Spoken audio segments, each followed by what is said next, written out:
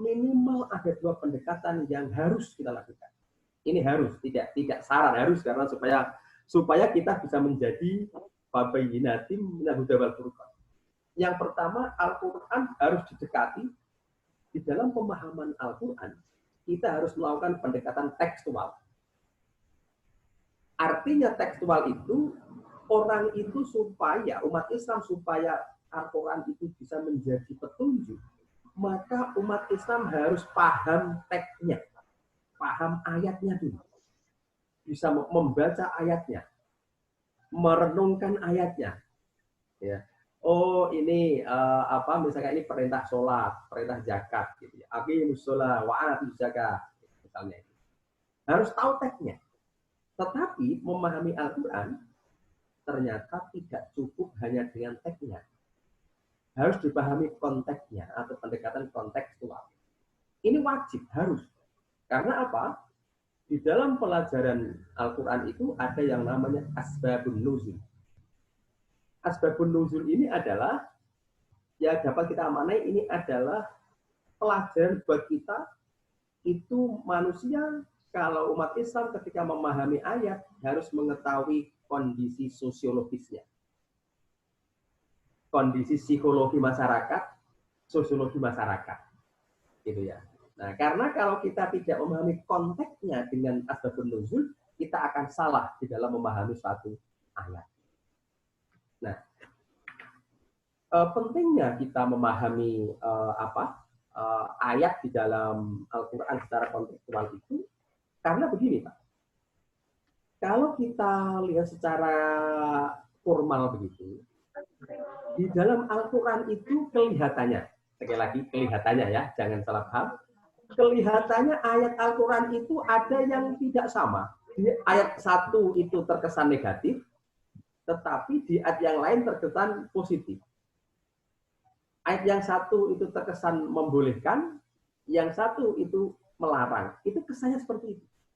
Contoh, surat Al-Fat itu, ayat 29, itu kalau kita hanya memaknai teksnya, ini berbahaya. Karena ada Al-Quran yang mengatakan, Muhammadur Rasulullah walladzina ma'ahu asyidda'u 'alal kuffar ruhama'u bainahum. Makna terjemahan teksnya itu begini. Rasulullah Muhammad utusan Allah. Barang siapa yang bersama Rasulullah walladzina ma'ahu, maka konsekuensinya asyidda'u 'alal kuffar ruhama'u bainahum. Harus keras kepada orang kafir dan lemah lembut kasih sayang kepada sesama muslim. Ini kalau kita tidak bisa memahami secara kontekstual, seakan-akan Al-Quran itu adalah membolehkan kekerasan. Padahal dimanapun Al-Quran, Allah sudah menjelaskan tidak menjustifikasi kebenaran terhadap kekerasan. Ini pertama. Yang kedua yang lebih mengerikan lagi, ini ayat Al-Quran itu ya. Di Al-Baqarah 191 itu dikatakan, ini yang kemarin saya lihat di YouTube itu dijadikan propaganda pendeta yang ada di Indonesia Timur itu, kemudian dijadikan justifikasi bahwa ini loh agama Islam, agama yang paling jahat, ya, karena membolehkan pembunuhan. Karena dia membaca ayat ini, waqtuluhum haitsu taqiftumuhum wa akhrajahum min haitsu akhrajahum. Ini ya. Ayat ini itu kalau diterjemahkan berbahaya sekali. Kalau kita hanya memahami teksnya saja. Waqtuluhum haitsu taqiftumuhum wa akhrajahum min haitsu akhrajahum. Artinya kurang lebih adalah, dan bunuhlah orang kafir ketika kamu ketemu dimanapun. Coba, kata ini apa nggak berbahaya itu? Bunuhlah orang kafir dimanakah kamu ketemu. Wa akhrajahum min haitsu akhrajakum, dan usirlah orang kafir itu dari tempat yang pernah mengusir kamu. Kalau ini hanya dipahami tekstual saja, tidak pemahaman kontekstual, tidak melihat asbabun nuzulnya, ini berbahaya. Maka pendeta yang ada di Indonesia Timur itu, yang dulu umat Islam kemudian dia masuk ke Kristen menjadi pendeta, ayat ini sering, ya maaf, digoreng begitu. bahwa mengatakan ini loh Islam agama yang paling destruktif. Islam itu agama yang jahat karena membolehkan membunuh. Beda dengan agama yang lain. Dia yang baca itu. Padahal ini perlu dikaji asbabun nuzulnya itu. Kalau kita sedikit membaca di buku-buku asbabun nuzul, ayat kedua ayat itu adalah diturunkan dalam konteks perang Hudaybiyah. Ya, kita semua tahu lah secara psikologis, secara edukatif itu, ketika suasana perang, ya wajar ketika orang itu berkata agak kasar begitu. Sikat, sikat, tembak, kan itu karena perang gitu. Itu ya, karena perang gitu. Nah, itu dari aspek suasananya. Maka Allah pun, Rasulullah pun juga memang pernah berdoa agak keras karena suasana perang untuk membela diri. Uang kita aja ketika bertanding, misalkan Unisula bertanding voli misalkan sama kamu jangan pas final, itu kan, ayo, sikat, cari gitu semangat karena itu sedang bertanding, apalagi perang. Dari sini sudah bisa diketahui bahwa itu ayat itu konteksnya bukan dalam suasana normal, tetapi dalam suasana peperangan, sehingga wajar ketika ada seperti itu. Kemudian yang kedua, ketika ini mungkin nggak detail ya, mungkin ini hanya garis besar aja. Ketika kata-kata waladina ma'ahu asyidu al-kufaru hama'u bainahum, waladina ma'ahu, orang yang bersamaku, Rasulullah bilang begitu, ini artinya adalah konteksnya perang saat itu, perang Hudaybiyah. Maka orang-orang yang bersama Rasulullah ikut perang Hudaybiyah, maka harus keras kepada orang-orang kafir. Jadi konteksnya bukan kondisi normal seperti ini, tapi konteksnya adalah peperangan.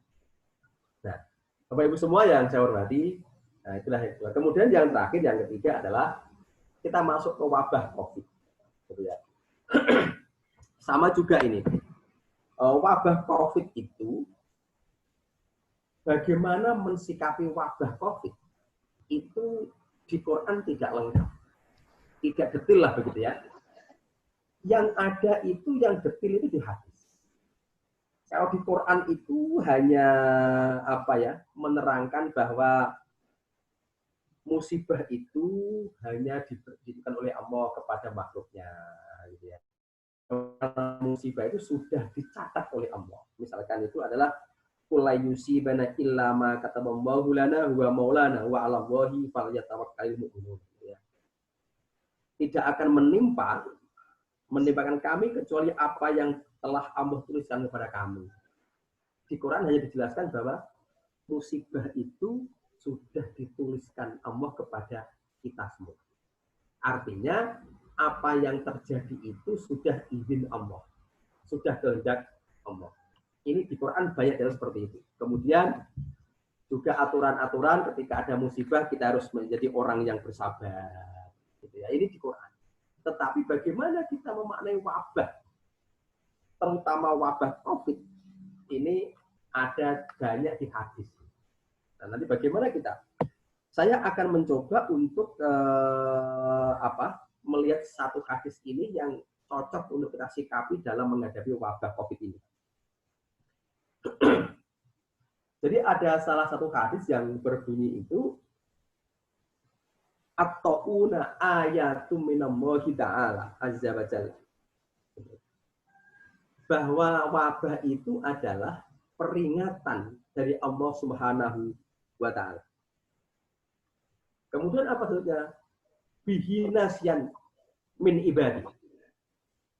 Peringatan dari Allah itu yang dimaksudkan sebagai ujian bagi hambanya. Dari hadis itu dapat kita maknai bahwa ada dua. Bahwa wabah penyakit apapun, termasuk COVID ini adalah bagi kita umat Islam, terutama orang yang beriman, ini adalah ayatum minallahi ta'ala. Ini adalah peringatan dari Allah Subhanahu wa ta'ala yang ditujukan itu adalah apa? Nasyam min ibadi. Sebagai ujian bagi hambanya. Nah, bagaimana kita menghadapi ujian? Kita sebagai orang kampus sudah sangat familiar dengan kata ujian. Ujian itu harus disikapi secara husnudzon. Tidak boleh seudon. Gitu. Maka wabah ini pun supaya kita lolos dari ujian dari Allah menghadapi wabah ini, yang pertama kita harus berhusnudon dengan siapapun. Kita jangan mudah menyalahkan dengan siapapun, apalagi menyalahkan Allah. Bahaya itu. Dan menggerutu. Allah ini paham apa orang, ini miskin, ini musibah begini. Saya mahasiswa enggak lulus-lulus, malah Allah ngasih wabah ini, Allah ini paham apa orang, misalkan begitu. Menggerutu, gerembeng, ini sudah gagal. Tidak akan menjadi orang yang terbaik. Itu yang pertama harus di husnudon. Yang kedua, ujian itu harus dilalui dengan perilaku yang sesuai dengan ketentuan, norma, aturan.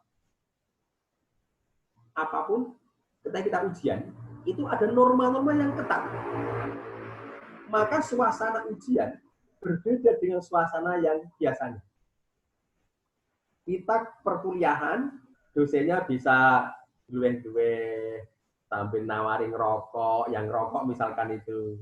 Ayo mas, ke kantin, jagong-jagong gitu ya. Terus pinjam buku, ngelihat bukunya dosen, boleh, karena tidak waktu ujian.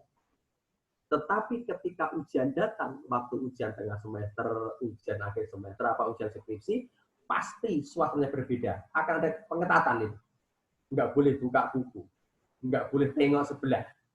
Ya, kemudian nggak boleh pinjam catatan dari temannya, dan lain sebagainya. Banyak aturan. Nah, kalau kita tidak mentaati aturan dalam ujian itu pun akan gagal kita menghadapi wabah ini. Maka salah satu ketentuan di dalam wabah ini adalah pemerintah mengatakan yang namanya PSBB. Ya, kerja dari rumah, belajar dari rumah. Ini ketentuan wabah. Nah, kalau kita melanggar, ya kita gagal akan gagal di dalam melalui ujian itu. Maka yang pertama husnudon, yang kedua harus taat regulasi. Ini adalah syarat mutlak kita bisa menghadapi ujian. Karena COVID dalam hadis adalah ujian. Dan itu dikuatkan dalam Al-Quran bahwa Allah itu menguji makhluknya itu untuk mengetahui mana yang terbaik di antara mereka. Nah, alladzi khalaqal mauta wal hayata liyabluwakum ayyukum ahsanu amal. Ini Quran itu. Allah menguji kepada kita semua. Maka di Quran juga dijelaskan manusia diuji oleh Allah, dan yang kedua juga di hadis ada bahwa COVID wabah itu adalah ujian. Maka sebagai orang yang beriman, kita harus menghadapi ujian minimal dengan dua cara, husnudon dan mentaati suatu aturan yang berlaku. Nah, inilah kira-kira Pak Dekan yang kami sampaikan. Mungkin tidak terlalu lama atau mungkin malah kelamaan, saya mohon maaf begitu. Dan ini mungkin kalau mungkin sekiranya ada dibuka dengan dialog atau apa, kami mengikuti aja. Kalau seandainya tidak juga saya mengikuti aja, sebagai tamu saya menghormati tuan rumah. Jadi demikian yang bisa kami sampaikan, kurang lebihnya mohon maaf. Wassalamualaikum warahmatullahi wabarakatuh. Waalaikumsalam warahmatullahi wabarakatuh. Mudah-mudahan bermanfaat untuk kita semua. Ini mohon maaf karena kita dibatasi oleh durasi waktu Zoom ini, maka kemudian acara peringatan Nuzulul Quran ini tidak sampai pada tanya jawab. Dengan demikian maka Ustadz Dr. Saihan, Ibu Bapak dosen dan mahasiswa yang saya banggakan, maka acara Nuzulul Quran ini akan saya akhiri. Mudah-mudahan menjadi amal ibadah untuk kita semua dan kita selalu berada dalam lindungan Allah Subhanahu wa taala. Mari kita tutup dengan bacaan hamdalah bersama. Alhamdulillahirabbil alamin. Assalamualaikum warahmatullahi wabarakatuh. Waalaikumsalam.